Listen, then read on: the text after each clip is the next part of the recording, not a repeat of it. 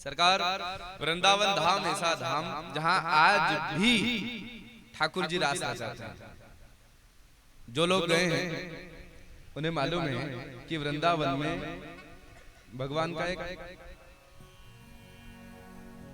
निधिवन करके एक स्थान है। जो गए हैं उन्हें मालूम है, और जो नहीं गए हो तो अब जब जाओ तब देखना, निधिवन में आज भी रात्रि में ठाकुर जी रास खेलते हैं। वहां आज भी कई बार कुछ भक्तों को ठाकुर जी के चरण चिन्ह दिखाई देते हैं। वो जो बालू रेत है ना, रात में ऐसे झाड़ू बुआरी करके एक जैसी बालू रेत कर दी जाती है, और उस जब बालू रेत में सुबह जब पुजारी जी आते हैं निधिवन में और जाकर देखते हैं तो ऐसा लगता है इस बालू रेत में नन्हे नन्हे चरण है।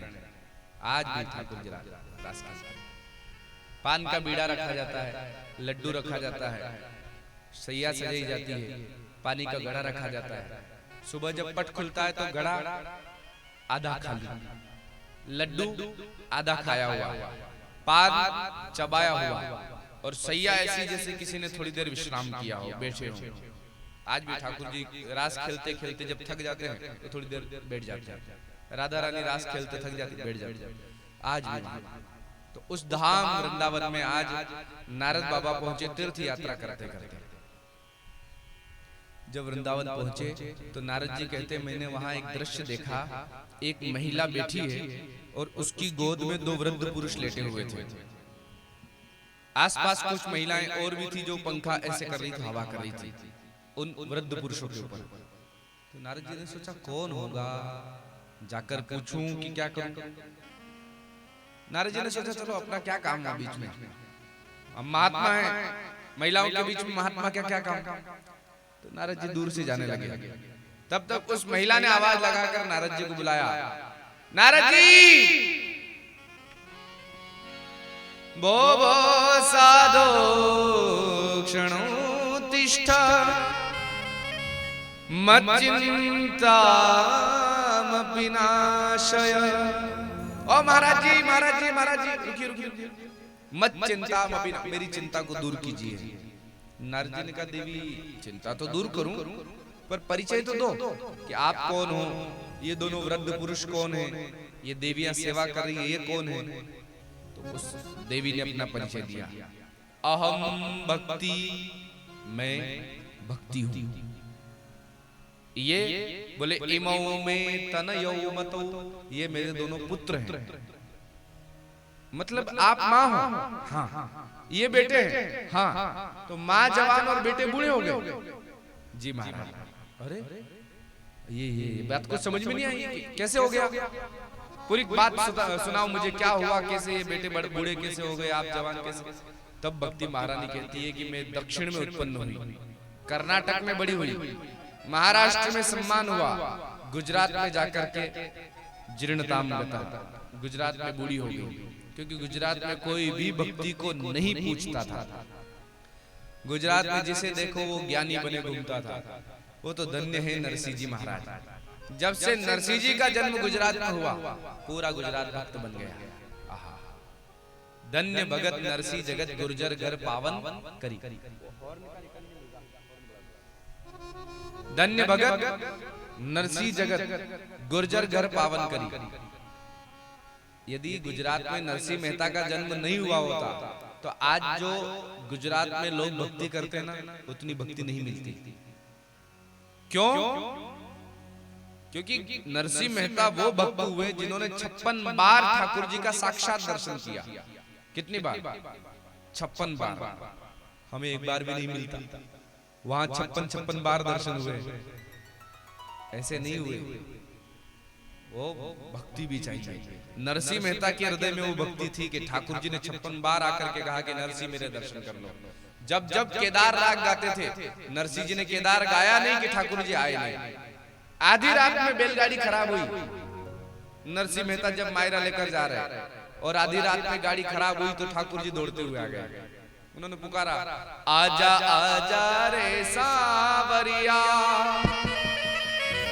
अरे बात बना जा रे सावरिया, हो भर जा ना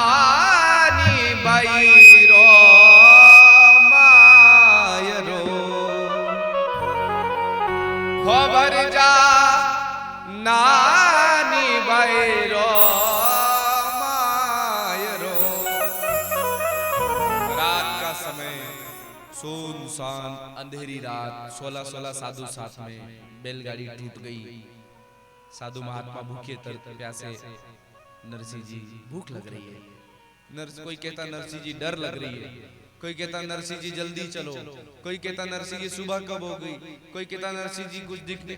16-16 साधु, 16 अंधे। नरसिंह जी क्या करे? और उसी समय रात में वो जंगल में देखो तो वो सियार अलग बोल रहे। सियार जानते हो? हाँ, क्या बोलते हो आप? मैं तो कहीं अल्टा हिमारिया, आप क्या बोलते हो? रात में बोलते ना, हाँ? कोल्या, कोल्या। अच्छा अच्छा, महाराष्ट्र में भी कोल्या ही बोलते हैं, आप भी, अच्छी बात। तो कोल्या बोलने लगे, और जो कोल्या बोलने लगे वही वही करके। तो एक बोला नरसिंह जी ये क्या बोल रहा है? तो नरसिंह जी ने कहा इनको भूख लगी। तो भूख लगी तो बोले हम हैं तो इसी 16-16 साधु, भोजन हो जाएगा इनका आज का। अरे नरसिंह जी आप तो कह रहे थे मायरे में चलना है, 56 भोग मिलेंगे, और वाह बड़ी आओ भगत होगी। यहाँ तो रास्ते में हमारा ही भोजन करने वाले बैठे, पुकारो ना, आपके कहने पर तो ठाकुर जी आ जाते हैं। तो आधी रात में नरसिंह जी ने ठाकुर जी को पुकारा। मारे संग में ना कोई भाई, ना ही कांबल ना ही रजाई। ठंड लग रही है, ठाकुर जी ने तो कंबल है न रजाई है। सूर्या दुखेड़ा तो पावे, ये सूरा साधु दुख पा रहे हैं नाथ। ओ भर जा नानी भैरो मायरो, हे नाथ आओ, आजा आजा रे सावरिया, बात बना जा रे सांवरिया, हे नाथ पधारो। और जो आधी रात में पुकारा, पर वो पुकार दिल की थी। हाँ, पुकारते तो हम भी हैं, पर हमारे दिल से आवाज नहीं निकलती। हम लोग वो मंदिर में जाते हैं, गरुड़ जी ऐसे उठा लिया, और ये साथ में गरुड़ जी है ना, गरुड़ जी पकड़ करके, और कैसे वो ये बोलते हैं, तन मन धन यह जीवन सब कुछ है तेरा। और इधर क्या कर रहे हैं? तन मन धन यह जीवन सब कुछ है तेरा, और गरुड़ जी बजा करके यूं कर रहे हैं, अरे कुछ नहीं है, सब मेरा ही है। तो हम वो भगत है, पुकार करते पर दिल से नहीं। और नरसिंह जी वो भगत है जिन्होंने पुकार करी तो आधी रात में भी करी तो दिल से करी, और ऐसी दिल से करी कि ठाकुर जी ने दूर से आवाज लगाई, ओ भगत जी घणी दूर सू दौड़ो थारी गाड़ू लीरे लार, गाड़ी में बिठा ले रे बाबा जानो है नगर अंजार। आधी रात में आए कि नहीं आए ठाकुर जी? आए ना, ऐसे ऐसे मुंडी लाओ। तो ऐसी भक्ति नरसिंह जी के हृदय में थी कि आधी रात में भी पुकारे तो ठाकुर जी आधी रात में भी आ जाए।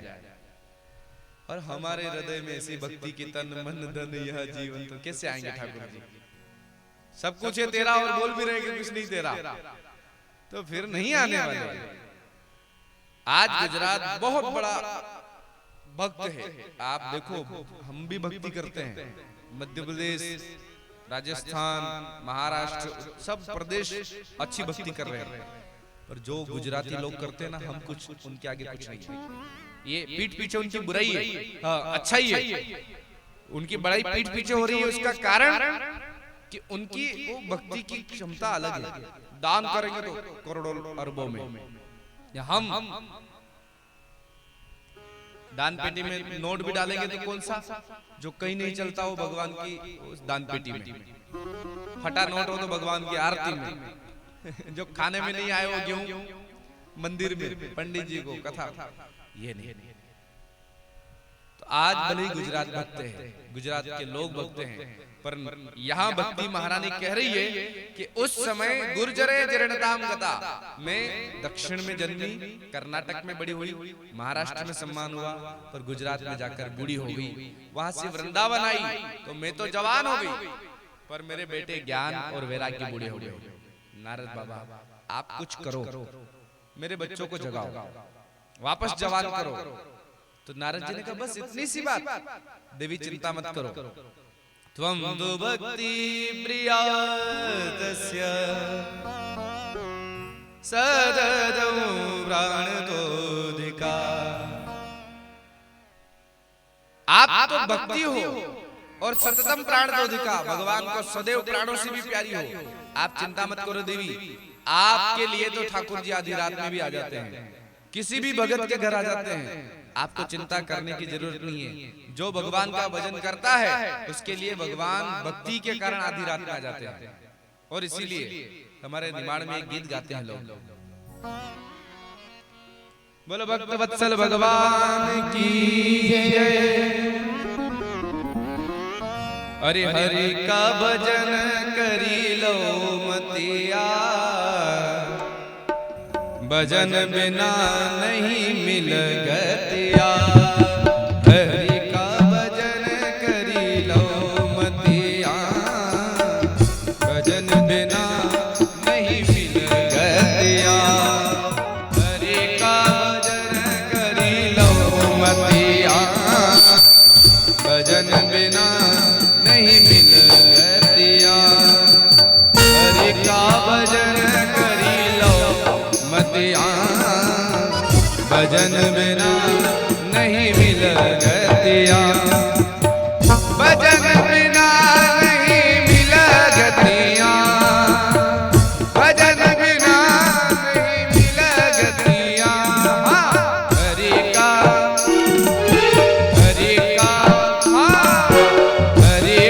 भजन करी लो मतिया, भजन बिना नहीं मिल गतिया, हरि का भजन करी लो मतिया, भजन बिना नहीं मिल गतिया।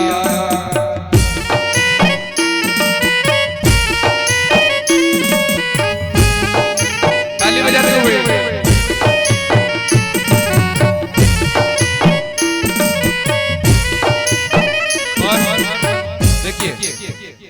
हमारी कथा में नाचना किसी को मना नहीं है, तो जिसकी इच्छा हो तो अपने स्थान पे नृत्य कर सकते हैं, ऐसा नहीं कि नाचना नहीं, आप अपने स्थान पर भाव से हरि बोल।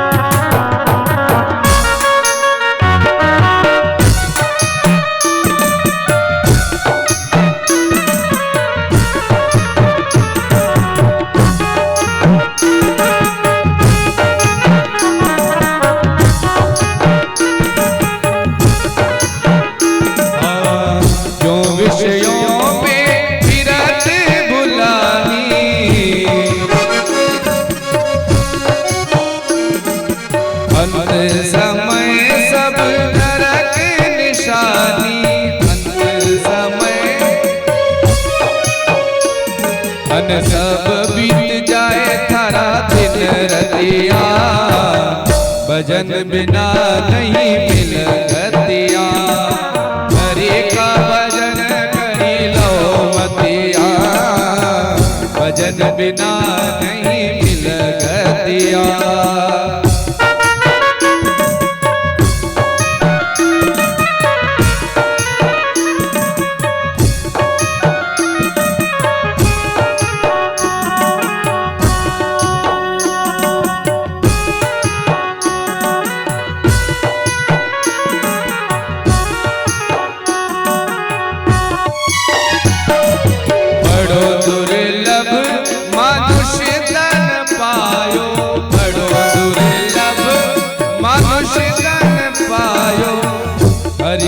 भजन बिना काम नहीं आयो, हरि के भजन बिना काम नहीं आयो। सुन दीपक मिल नहीं बतिया, भजन बिना नहीं मिल गतिया। हरि का भजन करी लो बतिया, भजन बिना नहीं मिल गतिया।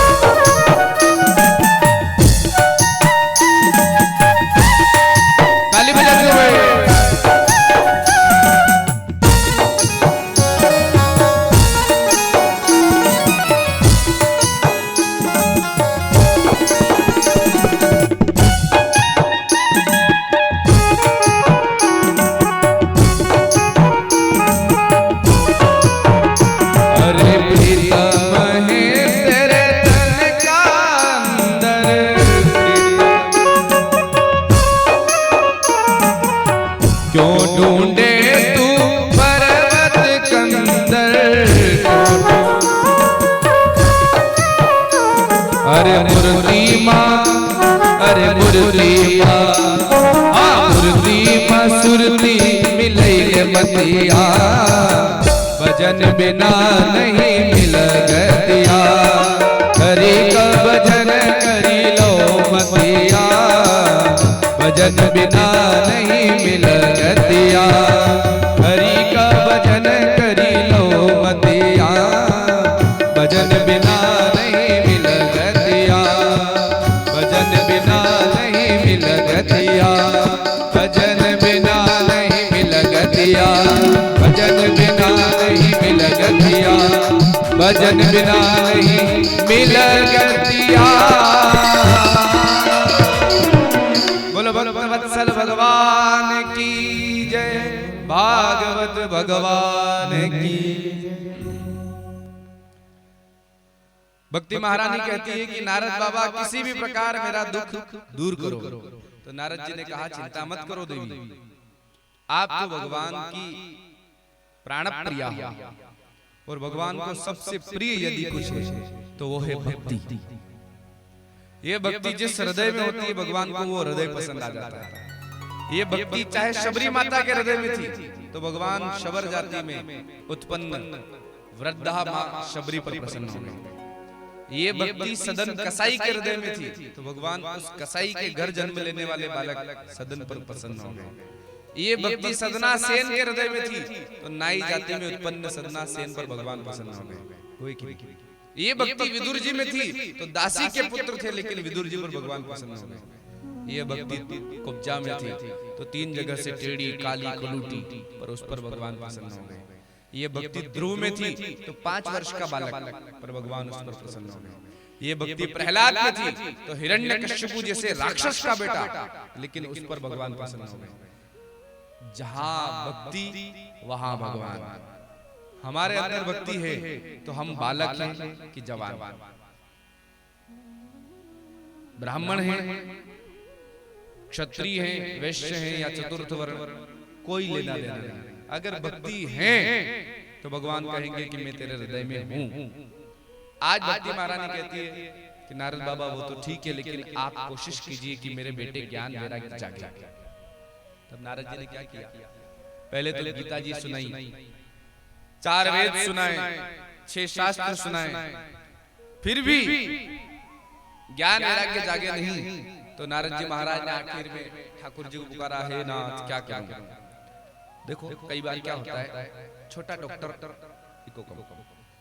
अपना इलाज जितना उसको आता है सारा इलाज कर दे, फिर भी बीमारी ठीक ना हो तो वो डॉक्टर क्या कहता है, बड़े डॉक्टर के पास ले जाओ, वहां रेफर किया जाता है।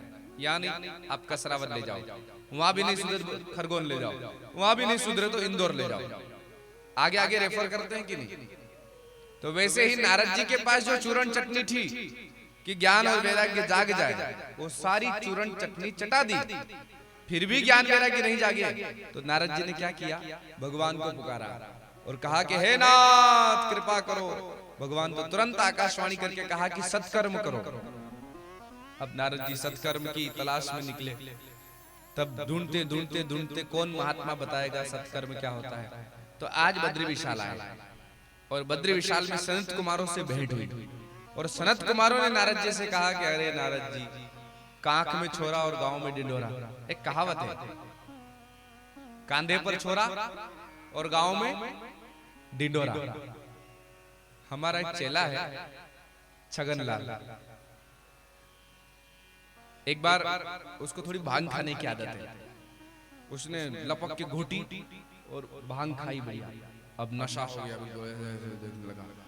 अब छगनलाल ने क्या किया, सोचा कि शाम होने वाली है, अब घर चलते हैं। तो उसके साथ में उसका जो छोटा बच्चा था उसको कंधे पर बिठाया और छगनलाल घर के लिए चल पड़ा।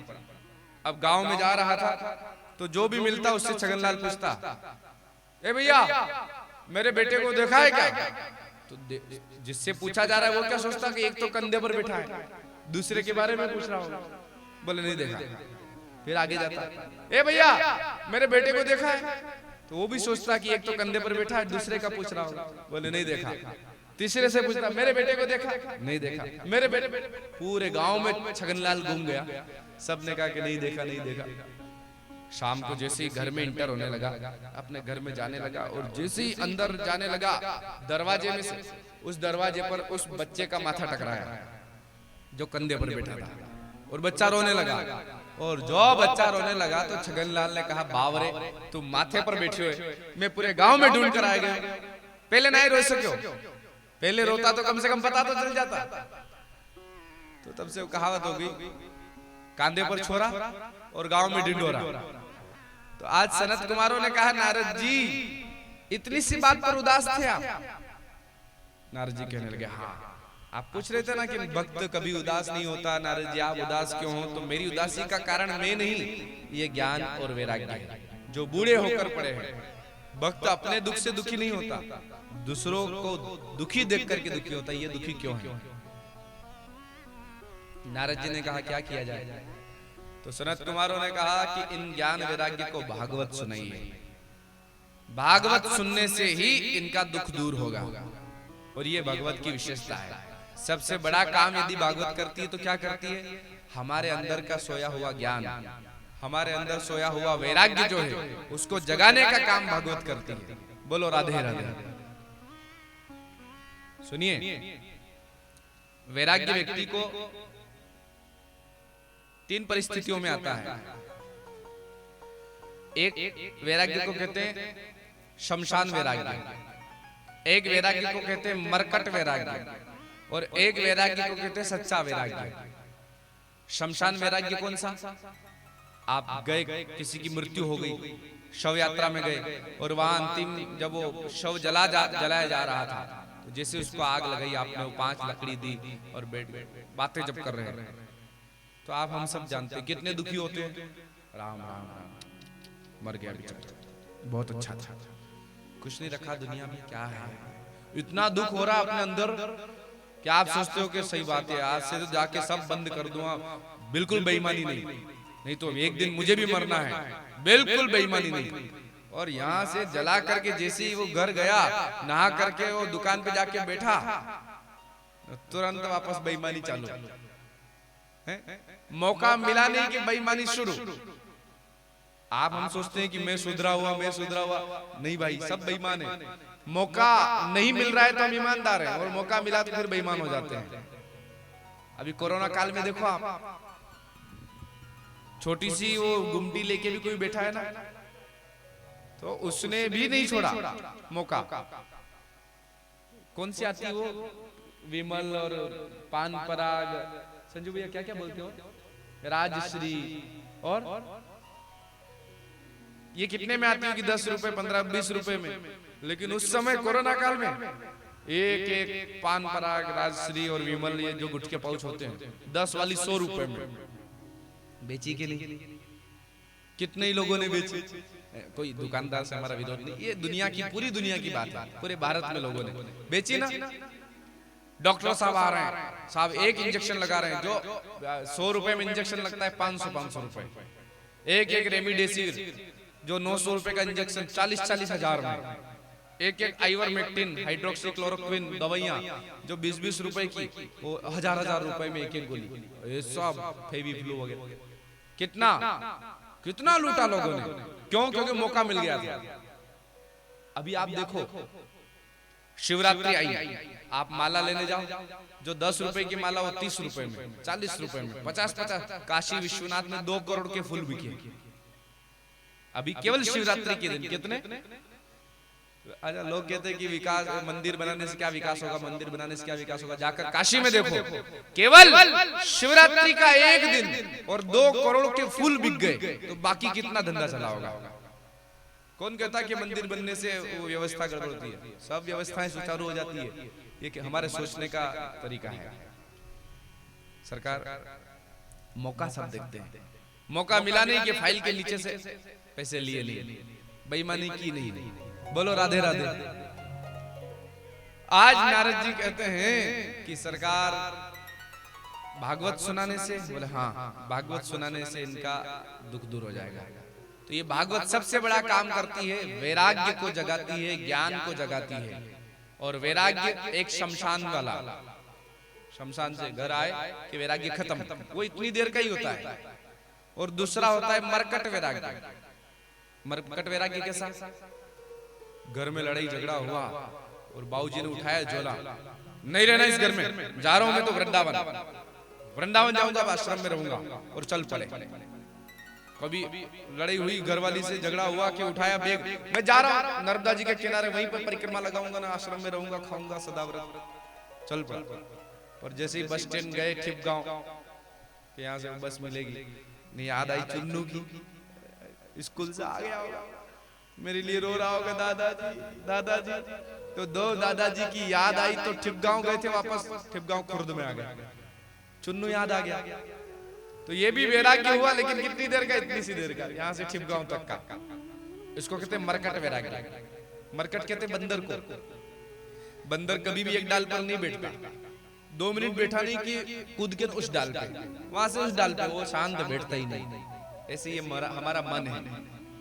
थोड़ी देर वैराग्य हुआ फिर, पर सच्चा वैराग्य कौन सा? जो कथा सुन करके आ जाए, कथा सुन करके जो वैराग्य आता है ना अंदर से, वो वैराग्य सच्चा है। एक दिन में नहीं आता, एक कथा सुनकर नहीं आता, पर कथाएं लगातार सुनते ये वैराग्य दृढ़ होता जाता है। और फिर पता चल जाता है कि कुछ नहीं है दुनिया में, सब माया है, सब बेकार है। वो जो वैराग्य आता है वो सच्चा वैराग्य होता है, न शमशान वाला और न वो मरकट वैराग्य। ये तीसरे नंबर जो कथा में आता है ना, वो सच्चा वैराग्य है। ये कथा वही काम करती है, ज्ञान को जगाती है, वैराग्य को जगाती है। आज सनत कुमारों ने हरिद्वार के पास आनंद नाम के वन में कथा शुरू की, ज्ञान वैराग्य जाग कर आ गए, कथा में नाचने लगे। भक्ति महारानी आ गई, भक्ति महारानी ने कहा कहाँ बैठूं? तो नारद जी ने कहा जितने भी लोग कथा सुनने आए सबके हृदय में जाकर बैठ जाओ। आहा, ये कथा सुनने का तीसरा फल, जो भगवान की कथा सुनता है उसके हृदय में जाकर भक्ति महारानी बैठ जाती है, और जहां भक्ति आई वहां भगवान भी आ जाते हैं। अब कथा शुरू हुई। नारद जी ने पूछा कि क्या ये कथा किसी ऐसे पापी का भी उद्धार करती है जिसने जीवन भर पाप के अलावा कुछ नहीं किया और मर गया, तो ऐसे पापी का भी उद्धार करती है? बोले बिल्कुल। आज तक कैसा कभी हुआ है? तो सनत कुमार ने कहा हाँ, एक ऐसा उदाहरण है। कहाँ? बोले एक उत्तम नाम का नगर था, तुंगभद्रा नदी के किनारे। उस उत्तम नाम के नगर में एक ब्राह्मण देवता रहते थे। उन ब्राह्मण देवता का नाम था आत्मदेव। आत्मदेव पुरे तस्मिन् सर्ववेद विशारदः श्रोतस्मार्तेषु निष्णातः द्वितीय इव भास्करः। एक उत्तम नाम का नगर था, वहां एक ब्राह्मण देवता रहते थे, नाम था आत्मदेव। बहुत विद्वान ब्राह्मण, रोज संध्या पूजन पाठ करना, और विद्वान भी और संपत्ति भी बहुत। विवाह भी हो गया, पत्नी भी आ गई, पत्नी का नाम दुंदुली। ब्राह्मण देवता बहुत अच्छे, सरल, विद्वान, भक्त, लेकिन पत्नी जो आई ना, वो पत्नी थोड़ी सी खतरनाक मिल गई। कथा आप सब ने सुनी है। पत्नी का नाम था दुंदुली, और जैसा नाम वैसे ही गुण, वैसी धुआंधार थी। जब तक पास वाली से लाठी चार्ज न हो जाए तब तक तो रोटी नहीं पचती थी। यहाँ लिखा है दुंदुली में ज्यादा दुर्गुण नहीं थे, एक दुर्गुण था। क्या दुर्गुण था? लोक वार्ता रता क्रूरा, बोलती बहुत थी। दिन भर चपड़ चपड़ चपड़ चपड़ चपड़ चपड़ चपड़ चपड़ चपड़ चपड़ चपड़ चपड़ चपड़ चलता ही रहता था इसका मुंह। कुछ बहनों की आदत होती है, उनका मुंह बंद ही नहीं होता, दिन भर चपड़ चपड़ चपड़ चपड़ चपड़, सुबह उठी वहां से लेकर सोने तक। घर वाले श्रीमान जी अगर घर में है तो उनका माथा खाएगी, वो कहीं गए तो बेटी हो तो बेटी से बातें करेगी, बेटा हो बेटे से कुछ न कुछ बोलती रहेगी, नहीं तो वो नहीं तो पड़ोसी अगर हो तो उसके वहां जाकर के चाय शक्कर लेने जाएगी, वहां 1 घंटे तक खड़े रहेगी, बातें करती रहेगी। नहीं तो दरवाजे में खड़ी हो जाएगी, जो आएगा जाएगा उससे हाँ बेन करके बातें करती रहेगी। नहीं कोई नहीं दिखे तो फोन लगा करके ने अपनी बहन को फोन लगा देगी, भाई को फोन लगा देगी, भाभी को फोन लगा देगी। मतलब मुंह को बंद नहीं रखना, बस चपड़ चपड़ चपड़ चपड़ चपड़ चपड़ चपड़ चपड़। आपकी बात नहीं हो रही? आप क्यों इतने खुश हो रहे हो? ये इतने खुश हो रहे जैसे हमारी बात कर रहे हैं गुरुजी ना। नहीं आप थोड़ी, आप तो बहुत अच्छे हो, आप तो बोलते ही नहीं हो। इनसे तो राधे राधे बुलवाएं तो भी नहीं बोलते। कहाँ बोलते हो क्या? ये उधर दूर की बात, राजस्थान की बात। यहाँ की माताएं बहुत बढ़िया, कोई चपड़ चपड़ नहीं। बोलो भक्त वत्सल भगवान की। दुंदुली, आत्मदेव ब्राह्मण, पत्नी दुंदुली दोनों प्रेम से रहते, लेकिन एक बार आत्मदेव जी को मन में अचानक ग्लानि हुई, राम इतनी उम्र हो गई और मेरे बेटा नहीं, इतना विद्वान ब्राह्मण और मेरे घर बेटा नहीं, मुझसे ऐसा क्या अपराध बन गया? अब नहीं जीना, जाऊंगा जंगल में मर जाऊंगा। और जंगल में चले गए मरने के लिए। पर कथा कहती है कि जब जंगल में मरने के लिए गए, एक वटवृक्ष के नीचे बैठे बैठे रो रहे थे। और जब रो रहे थे तो इनको रोते रोते एक महात्मा ने देख लिया। महात्मा पास में आए, उन्होंने देखा कि ब्राह्मण है, रो रहा है, तो जरूर भगवान के लिए रो रहा होगा, भगवान की याद में रो रहा होगा। तो महात्मा ने आकर के माथे पर हाथ रखा और आत्मदेव जी से कहा, पंडित जी मत रोइए, भगवान का दर्शन जरूर होगा, आपको भगवान जरूर मिलेंगे, जाओ आशीर्वाद। पंडित जी ने कहा, मैं कोई भगवान के लिए नहीं रो रहा हूं। फिर बोले, मुझे तो बेटा चाहिए, बेटा नहीं है इसलिए जंगल में आके रो रहा हूं। तो महात्मा ने माथा पटका, राम राम राम, मैं सोच रहा था कि बेटे के लिए रो रहा होगा, भगवान के लिए रो रहा होगा, पर ये तो बेटे के लिए रो रहा है। तो महात्मा ने पहले तो समझाया, देखो पंडित जी बात ऐसी है, संतान होगी और हम सुखी हो जाएंगे, ये कतई सत्य नहीं है। कितने लोग बैठे हैं जिनको बेटा हो गया और उसके बाद उन्होंने सोच लिया, हाँ अब सुख मिला, अब आनंद आया, बेटा हो गया ना, अब कोई टेंशन नहीं, जिंदगी भर सुख ही सुख है। कितने लोग ऐसे? कोई भी हो तो हाथ खड़ा करके बताओ, मेरा बेटा हो गया उसके बाद मैं सुखी हो गया। जिनको नहीं हुआ उनको लगता होगा कि बेटा हो जाए तो सुखी, या फिर पोता हो जाए तो सुखी, ऐसा लगता है ना। ये दूर के ढोले जो सुहावने लगते हैं। जैसे वो राजस्थान में कभी जाओ ना आप, तो वहां देखना बालू रेत रहती है दूर दूर तक, तो बालू रेत को दूर से देखोगे ऐसा लगता है पानी है, चमकता है वो, पर पास में जाकर देखोगे तो कोई पानी नहीं, वो सूर्य की रश्मियां दिखती है, पानी होता नहीं है। उसी प्रकार बेटे में सुख दिखता है पर होता नहीं है। ये पता कब चलता है? जब वही बेटा बड़ा होता है, और बड़ा होने के बाद वो बेटा अपने बाप को ललकारता है, बाबा तुम चुप रहो, तुम्हें बोलना नहीं आता, बीच बीच में आ जाते हो बार बार, मैं हूं ना बात कर रहा हूं ना, आप मत बोला करो। बाप को जो ललकार दे, क्या बेटा होगा, लेकिन वही बेटा जब बाप को ललकारता है तब पता चलता है, अरे मैं तो सोच रहा था वो पानी जो दिख रहा है पानी, पर ये तो रेत निकली। बेटे में सुख, बेटे में सुख, बेटा हो जाए, और बेटा होकर के बाप को ललकार रहा है तो सुख नहीं है। सब आज ब्राह्मण देवता को खूब समझाया कि बेटा होकर सुखी हो जाओगे, निकाल दो मन से। सगर के 60,000 बेटे थे, क्या एक भी बेटे ने पानी दिया? नहीं दिया। धृतराष्ट्र के 100 बेटे थे कौरव, एक भी कौरव क्या धृतराष्ट्र के लिए पिंडदान करने के लिए बचा? एक ने भी सुख दिया? नहीं दिया। राजा अंग का एक ही बेटा था वेन, उसने सुख दिया? नहीं दिया। तो 60,000 बेटे वाला सुखी नहीं, 100 बेटे वाला सुखी नहीं, एक बेटे वाला सुखी नहीं, और तुम कहते हो सुखी मैं हो जाऊंगा? कहां से हो जाओगे? परंतु कई बार क्या होता है, लातों के भूत बातों से नहीं मानते।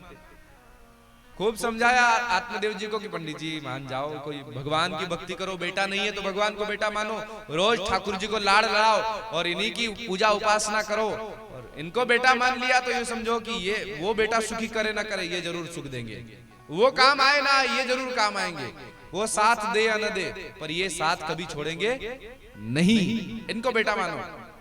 पर आत्मदेव जी ने कहा ऐसी कथाएं हमको बहुत आती है, हम खुद पंडित जी हैं, छोड़ो, हमें तो बेटा चाहिए।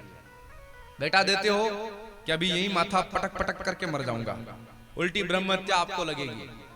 तो महात्मा ने सोचा राम राम, ये तो और आगे आगे आ बेल मुझे मार वाली बात हो गई।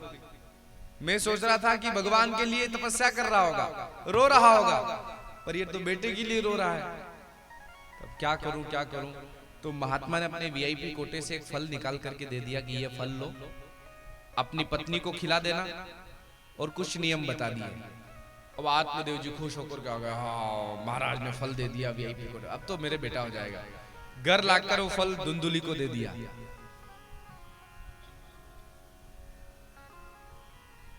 धुंधुली तो धुंधुली, उसने फल देखा, पंडित जी ने कहा खा लो फल, महात्मा का आशीर्वाद है। क्या होगा इससे? बोले बेटा हो जाएगा, इस फल खाने से बेटा हो जाएगा। हाँ। अब धुंधुली सोचने लगी क्या पता महात्मा ने कोई मंत्र नहीं फूंक दिया हो, नहीं तो और वशीकरण का मंत्र होगा तो मैं उनके वशीभूत हो जाऊं। हे राम क्या करो क्या करो, अब मेरे स्वामी तो ऐसे बोले वाले, इनको क्या समझाऊं। तो धुंधुली ने दिमाग लगाया और कहा अरे स्वामी वो बात ऐसी है कि मैं स्नान करूंगी, भगवान की पूजा करूंगी, फिर फल पहले भगवान को भोग लगाऊंगी फिर पाऊंगी, ऐसे थोड़ी पाऊंगी, महात्मा का प्रसाद है। तो आत्मदेव जी खुश हो गए, वाह क्या बढ़िया पत्नी मिले, बहुत बढ़िया पत्नी मेरी। बेचारे भोले वाले ब्राह्मण वो चले गए और धुंधुली फल लेके बैठ गई। ये फल खाने से की संतानें होती है? अगर से ये फल खाने से संतान होती, रोज 1-1, 2-2 किलो सेव फल खाती हूँ, आज तक कुछ नहीं हुआ। 3-3, 4-4 पपीता रोज निपटाती हूँ, आज तक कुछ नहीं हुआ। केले की सीजन में केले का गुच्छा 12-13 केले जितने आते हो एक दिन में डेली वो चलता, कुछ नहीं हुआ। क्या फल खाने से औलाद होती? तब तक उसकी एक पड़ोसिन आ गई। पड़ोसिन ने आकर कहा, वो पड़ोसिन जो थी ना वो ठिपगांव खुर्द की थी, उस धुंधुली की पड़ोसिन। हाँ सत्संगी थी, कथा में जाती थी, कथा सुनती थी। तो उसने कहा धुंधुली ये क्या फल लेकर बैठी है? बोले तो मेरे स्वामी कहते हैं कि इस फल को खाने से संतान हो जाएगी, महात्मा ने दिया है। अच्छा अरे वाह, महात्मा ने दिया है तो महात्मा का प्रसाद है, खा ले तेरे संतान हो जाएगी। तो धुंधुली ने कहा वो तो ठीक है, लेकिन मैंने सुना है कि जब बालक गर्भ में आता है तो फिर तो पेट बड़ा हो जाता है। बोले हाँ वो तो होता है। तो बोले पेट बड़ा हो जाएगा तो फिर घर का सारा जो काम मैं अकेले करती हूँ वो काम कौन करेगा? हाँ बात तो ठीक है। तो उस बहन ने, उसने पड़ोसी ने कहा कि ऐसा कर धुंधुली, जब भाभी माँ बनने वाली होती तो ननद आती है, तो तू अपनी ननद को 4 महीने पहले बुला लेना, बढ़िया रहेगी, काम करेगी और खाना खाएगी। तो धुंधुली ने कहा मेरी ननद माँ चोटी है, सब चुरा ले जाएगी, उसको तो कभी नहीं बुलाऊं, भूल के भी नहीं बुलाऊं। हाँ ननद मतलब जो भाभी को न आने दे आनंद, उसका नाम ननंद। यहाँ की नंदों की बात नहीं हो, यहाँ की नंदे बहुत बढ़िया है।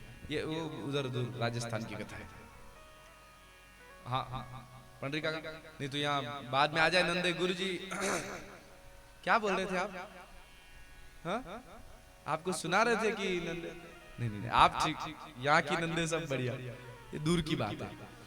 अच्छा कई जगह नंदे बहुत अच्छी भी होती है। तो लोग, हमारी एक कथा थी नेपालपुर के पास, इंदौर नेपालपुर के पास गौतमपुरा में, वहाँ पाटीदार समाज का गांव, वहाँ 7 दिन कथा हुई। तो वो अवसर ऐसा कुछ था शायद कि उस अवसर पर अधिकतर गांव की जो बेटियां थी वो वहाँ आई हुई थी, कोई कारण था, कोई उत्सव रहा होगा, शायद रक्षाबंधन के आसपास की कथा थी, तो सब आई थी। तो हमने देखा जितनी बेटियां जितनी बहनें वहां आई थी ना, वो सब भाभी खेत पे जाए तो वो भी खेत पे साथ साथ वहाँ वो भी भाभी के साथ निंदाई गुड़ाई कर रही है, काम करके आ रही है। गोबर थेपने जाए भाभी तो ननन भी गोबर में साथ में कंडे बना रही है। भाभी बर्तन मांज रही तो वो रोटी बना रही है। मैंने कहा पहली बार ऐसी नंदे देखी कि भाभी के वहां इतना काम करवा रही है। तो ऐसा नहीं है, नंदे अच्छी भी होती है, पर यहाँ उसने कहा धुंधुली ने कि मेरी ननद को तो कभी नहीं बुलाऊंगा। क्यों? क्योंकि हमारी दृष्टि खराब है तो हमको सब खराब देखते हैं। हमारी दृष्टि अच्छी है तो सब अच्छे हैं, और हमारी ही खराब है तो सब खराब है। न हमको सास अच्छी दिखेगी, न ननन, न देरानी, न जेठानी, न कोई अच्छा नहीं दिखेगा, बस मैं, बाकी सब खराब। ज्यादा कोई अच्छा दिख जाएगा तो मेरी माँ अच्छी, मेरी भाभी अच्छी, पर मेरी ननन खराब। बोलो राधे राधे। सरकार जैसी दृष्टि वैसी सृष्टि। उस पड़ोसी ने कहा ठीक है भाभी को मत बुलाना, मैं थोड़ा बहुत काम करवाना आ जाया करूंगी, पर फल खा ले। तो धुंधुली ने कहा ठीक है फल खा लूं, पर मैंने सुना है कि गर्भवती स्त्री ज्यादा तेज भाग नहीं सकती। तो पड़ोसी ने कहा तुझे कौन सा वो मैराथन में भाग लेना है, कौन सा मिल्खा सिंह बनना है? भाग मिल्खा भाग। तो बोले नहीं वो बात नहीं, लेकिन यदि मैं गर्भवती हुई और गांव में आग लग गई तो सब भाग जाएंगे और मैं तो यही रह जाऊंगी। पड़ोसी ने कहा आज तक गांव में आग लगी नहीं, और तो जब गर्भवती होगी तो गांव में आग लग जाएगी, कैसी बातें करके। अच्छा वो भी ठीक है, मान लो आग भी नहीं लगी, परंतु मानो मैंने सुना है कि सुखदेव जी महाराज माँ के गर्भ में 12 साल रहे थे। मेरा गर्भ 3-4 साल रह गया तो तदा में मरणम भवे, फिर तो मैं यूं ही मर जाऊंगी। पड़ोसी ने माथा ठोका, रहने दे देवी, मत खा, तेरे बस की बात नहीं है। महात्मा का प्रसाद और इतने प्रश्न कर रही है। वो चली गई, पड़ोसी ने समझा बुझा कर नहीं खाया धुंधुली ने। इतनी देर में आ गई धुंधुली की बहन। अब एक तो धुंधुली, दूसरी उसकी बहन, वो एक तो करेला और दूसरा नीम चढ़ा, कितना कड़वा हो जाएगा। तो उसकी बहन ने आकर कहा ये क्या फल लेकर बैठी? धुंधुली ने कहा वो तेरे जिया जी न जाने कहां से फल लेके आ गए, महात्मा ने दे दिया कि संतान हो जाएगी। अरे सब कहने की बात है, बोली फेंकूंगी, वो देख लेंगे तो अच्छा नहीं लगेगा। तो उस बहन ने कहा ऐसा कर, तेरी गाय को भी तो बछड़ा नहीं हुआ, ये भी तो कब से ऐसी, इस गाय को खिला दे। अगर गाय को बछड़ा हो गया तो ये टेस्ट भी हो जाएगा कि हाँ फल का असर होता है कि नहीं। और अगर गाय को बछड़ा हो गया तो फिर महात्मा के पास जाएंगे, एक फल और ले आएंगे, जैसे वहां कोई फैक्ट्री लगी हो कि जब आओ तो फल लेके चले जाओ। अरे भाई महात्माओं के द्वारा जो आशीर्वाद मिलता है ना, एक बार मिल जाए, बार बार नहीं मिल सकता, क्योंकि वो तो प्रवाह है। एक बार आ गया उस प्रवाह में आनंद ले लो, बार बार आशीर्वाद नहीं मिलता। बोलो राधे राधे। धुंधुली ने वो फल गाय को खिला दिया, और बहन ने कहा कि अगर जीजाश्री पूछे तो मेरा बेटा लेकर के तुझे दे दूंगी, कह देना तेरा ही हुआ है। कपड़े बांधकर पेट पर पे और ऐसे रहने लगी जैसे गर्भवती हो। बेचारे बोले बाले आत्मदेव जी समझ नहीं पाए, और धुंधुली नाटक करती रही। धीरे धीरे समय बीतता गया। एक समय आया, गाय के द्वारा एक बछड़े का जन्म हुआ। पूरा शरीर मनुष्य के जैसा, पर कान गाय के जैसे, तो उसका नाम रख दिया गोकर्ण। बोलो गोकर्ण जी महाराज की जय। धुंधुली के बहन को बेटा हुआ, धुंधुली ने ले लिया और कह दिया कि मेरे बेटा हो गया। और नामकरण का समय आया, आत्मदेव जी ने कहा मेरा नाम आत्मदेव, तो बेटे का नाम परमात्मा देव। तो दुंदुले ने कहा नहीं, मेरा नाम दुंदुली, तो बेटे का नाम दुंदुकारी। जैसा नाम वैसे गुण, उतना ही दुष्ट निकला। धीरे धीरे दोनों बड़े होने लगे। धुंधुकारी खेलते खेलते बच्चों को कभी कुएं में फेंक देता, खेलते खेलते कभी तालाब में फेंक देता, ऐसा दुष्ट। और एक समय तो ऐसा आया कि ये गलत मार्ग पर चल पड़ा। देखो हमारी संतान, हम अच्छे कुल के हैं, हमारे पिता अच्छे कुल के, लेकिन हमारी संतान अगर गलत मार्ग पर चल पड़ी है तो कई बार उसमें दोष कुल का नहीं होता है। कुल अच्छा है पर संतान गलत मार्ग पर चल पड़ी तो उसका दोष कभी भी कुल को नहीं देना, उसका दोष होता है उसकी संगति, कि वो बड़ा होकर के किसके साथ उठता बैठता है। संग अच्छा है तो वह अच्छा व्यक्ति ही बनेगा क्योंकि अच्छे कुल से आया है, पर गलत संग मिल गया तो गलत संग उस व्यक्ति को ले डूबेगा। अच्छे कुल खानदान का व्यक्ति भी एक गलत संग में पड़ गया तो समझो गया काम से। बोलो राधे राधे। देखो एक बार क्या हुआ, एक गोबर में रहने वाला जो भंवरे जैसा होता है ना, उस भंवरे जैसा वो कीड़ा जिसे हम कह सकते हैं, उसकी मित्रता हो गई एक फूल पर बैठने वाले भंवरे से। अब फूल पर बैठने वाले भंवरे ने एक दिन उसके पास जाकर के कहा कि चलो आज थोड़ा घूमने चलते हैं। बोले नहीं नहीं, आज ऐसा करो तुम्हारा निमंत्रण मेरे घर पे। तो फूल वाला भंवरा गोबर वाले भंवरे के पास गया, उसने खाओ ये, तो वो गोबर खाता था। फूल वाले को कहा खाओ, तो फूल वाले ने कहा राम राम राम, ऐसी बात आ रही है कैसे खाओ? नहीं नहीं नहीं नहीं। तो वो चला गया। बोले आज तुमने अपने घर डिनर पे बुलाया, कल मैं बुला रहा हूँ, कल तुम वहां आओ। तो गोबर पर बैठने वाले भंवरे को बुलाया, फूल पर बैठने वाले भंवरे ने अपने पास। अब दूसरे दिन वो गया तो कमल के पुष्प पर बैठा दिया। अब कमल के पुष्प पर बैठा और जो उसने खुशबू ली, जो पराग पिया, आनंद आ गया। अब जैसे ही वो कमल के पुष्प पर बैठा तब तक एक पुजारी आया और उस कमल पुष्प को उसने तोड़ा। तोड़ करके एक माली ने वो फूल तोड़ा, ले जाकर बगीचे में बेचा। भंवरा अभी फूल पर बैठा है, चिपका हुआ अंदर। माली ने ले जाकर वो फूल बाजार में बेचा। एक व्यक्ति ने खरीदा, वो फूल की पूरी माला खरीदी, उनमें वो फूल भी था। वो खरीदा और ले जाकर के बाजार में एक जो व्यक्ति मंदिर जा रहा था उसके पास दे दिया। मंदिर जाने वाले ने वो पुष्प खरीदा, ले जाकर के भगवान के चरणों में अर्पित किया।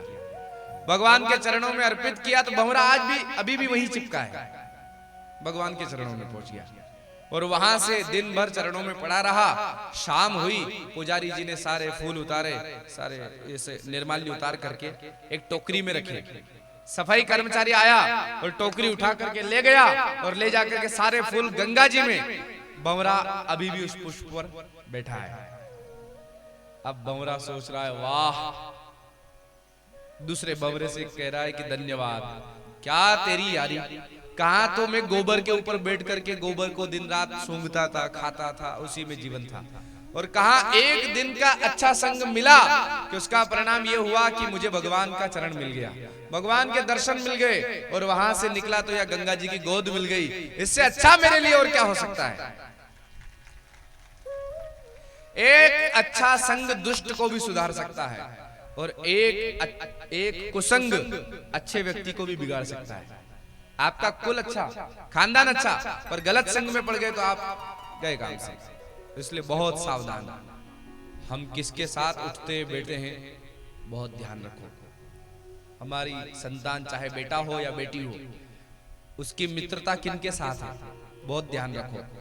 कहीं बेटी ऐसी सखियों से दोस्ती तो नहीं कर रही जो गलत मार्ग पर है, कहीं बेटा ऐसे लड़कों के साथ उठना बैठना तो नहीं कर रहा है जो गलत मार्ग पर है। अगर है तो रोको, नहीं तो आप सोचो कि हमारा खानदान अच्छा, हमारा कुल अच्छा, सब पानी फिर जाएगा। संग का बहुत असर होता है। आज धुंधुकारी आत्मदेव के कुल में आया लेकिन गलत संग में पड़ गया और वेश्यावृत्ति करने लगा, शराब पीने लगा, मांस खाने लगा, ये सब कुकर्म करने लगा। एक दिन आत्मदेव जी घर के बाहर बैठे बैठे रोने लगे, राम राम राम, कहा तो मैं ब्राह्मण, वेद पाठ करने वाला, लोग मेरे चरण पूजते हैं और मेरे ही घर संतान ऐसी हो गई। पंडित उस दिन महात्मा ने सही कहा था कि आत्मदेव जी बेटे के लिए मत रो, जरूरी नहीं कि बेटा होकर सुख देगा। तब मेरे समझ में नहीं आया, आज समझ में आ रहा है कि सच बात थी। सत्य कहा था महात्मा ने कि बेटा सुखी नहीं करता है। आज लात पड़ी ना तब बात समझ में आई, क्योंकि धुंधुकारी पिता को भी लात मारता था, पिताजी धन दो, और धन नहीं मिलता तो लात मारता था, गाली गलौज करता था। पिता को रोना आ गया। मां धुंधुली को मारता तो मां रोती। देखो इस दुनिया में हमारे कारण यदि हमारे माँ बाप की आंखों में आंसू है तो यूं समझ लिए कि धुंधुकारी आज भी जीवित है, और वो धुंधुकारी कोई और नहीं, हम हैं। कौन? जिनके कारण माँ बाप की आंखों में आंसू है। पिता अपने बेटे के लिए क्या नहीं करता, माँ अपने बेटा बेटी के लिए क्या नहीं करती। पिता चाहे फटी बनियान पहन करके रहे, फटे जूते पहन करके रहे, लेकिन बेटे की बनियान कभी नहीं फटने देता।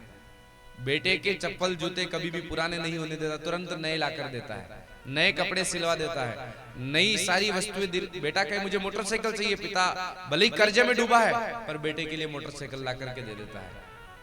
बेटा कहे मुझे ये मोबाइल चाहिए, पिता के माथे पर इतना कर्जा है पर बेटे की इच्छा है तो मोबाइल ला कर देता है। बेटा कहे कि मुझे इस स्कूल में दाखिला लेना है, मुझे इसमें प्रवेश चाहिए, पिता को मालूम है इस बार कुछ नहीं हुआ, फसल चौपट ये वो, फिर भी मेरे बेटे की इच्छा है पढ़ने की, तो पिता कर्जा लेकर के बेटे को पढ़ाता है। लेकिन उस बेटे को पिता कभी भी पीछे नहीं रखता कि बेटा कोई बात नहीं, मैंने संघर्ष किया, ठीक है, मेरा जीवन था, मैंने दुख देखा, कोई बात नहीं, मेरा जीवन था, पर मेरे रहते हुए मैं तुझे दुखी नहीं होने दूंगा, तुझे पीछे नहीं रहने दूंगा, न पढ़ने में, न ओढ़ने पहनने में, न खाने पीने में। पिता एक बार भूखा रह लेगा, लेकिन बेटा कहे बाजार में जाकर पिताजी मुझे ये खाना है, तो पिता तुरंत ला कर दे देता है, हाँ बेटा ये खा। ये पिता का दिल होता है, ये पिता का हृदय होता है। ऐसी कौन सी वस्तु है बेटा मांगे और पिता ना दे? दुनिया में सारी वस्तुएं, सारे खिलौने अपने हैं यदि पिता साथ है। और वही पिता जब बुजुर्ग हो जाए, बेटा बड़ा हो जाए और बेटा उन पिता को कहता है आप कुछ जानते नहीं हो, आपने कुछ किया नहीं मेरे लिए, तब सोचो उस पिता पर क्या गुजरती होगी। बेटा तो कह देता है पिताजी आप चुप रहो, आपको कुछ नहीं मालूम, बोला मत करो, क्या किया है आपने मेरे लिए।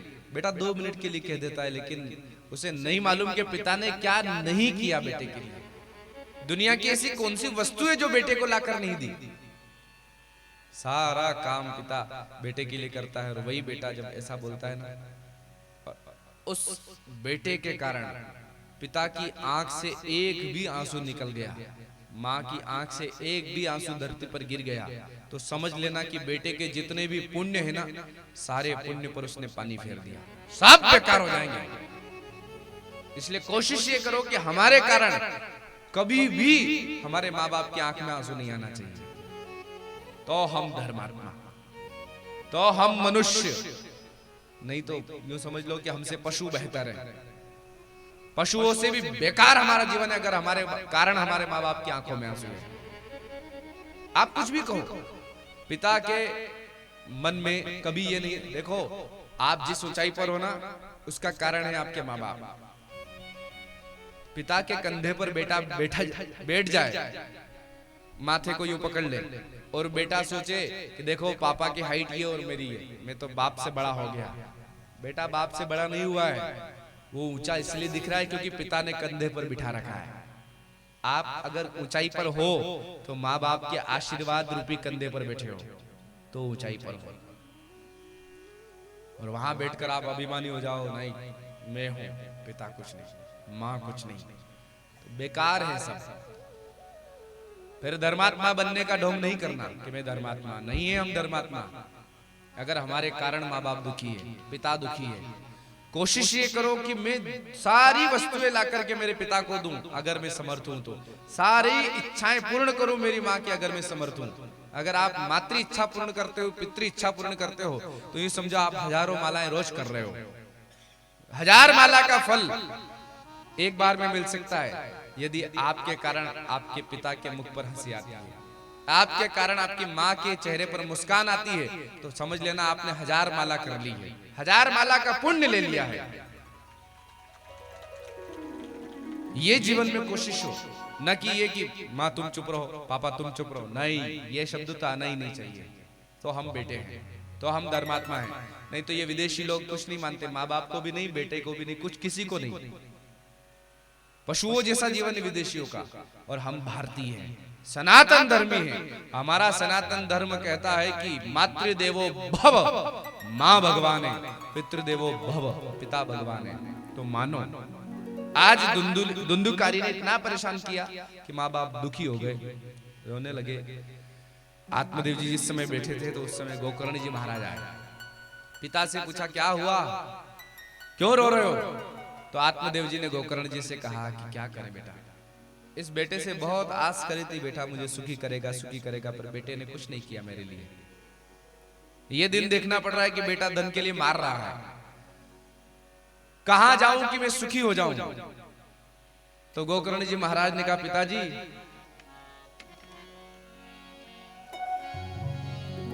ये जगत बड़ा दुखदाई, सुख की आस तजो मेरे भाई, सुख की आस तजो मेरे भाई, सुख की।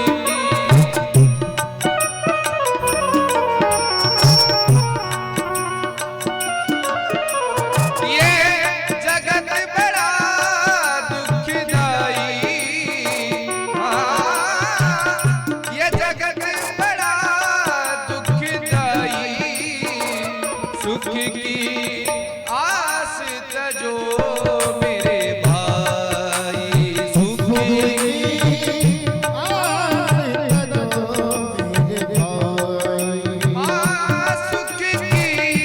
आस तजो मेरे भाई, सुख की आस तजो मेरे भाई।